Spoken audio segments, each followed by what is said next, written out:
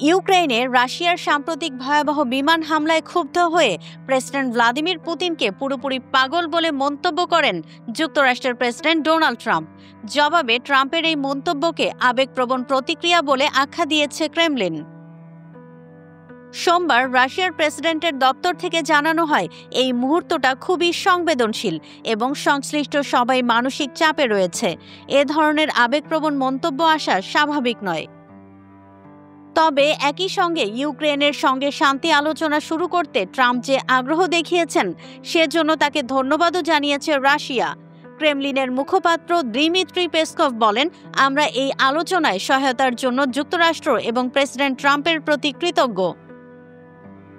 বিশ্লেষকরা বলছেন, ট্রাম্পকে লক্ষ্য করে রাশিয়ার এমন সংযত প্রতিক্রিয়া তাদের কূটনৈতিক কৌশলেরই অংশ। একদিকে যেমন ইউক্রেনে হামলা অব্যাহত, অন্যদিকে শান্তি আলোচনা দীর্ঘায়িত করার চেষ্টা চলছে।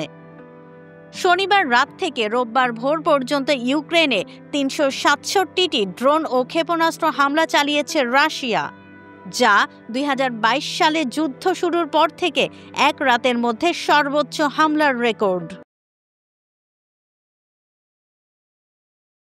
ওয়ালটন আবারও মিলিনিয়ার অফারে ওয়ালটন ফ্রিজ কিনে আপনিও হয়ে যেতে পারেন মিলিয়নিয়ার। মিলিনিয়ার ছড়াছড়ি দেশ জুড়ে, এটা শুধু ওয়ালটনই পারে।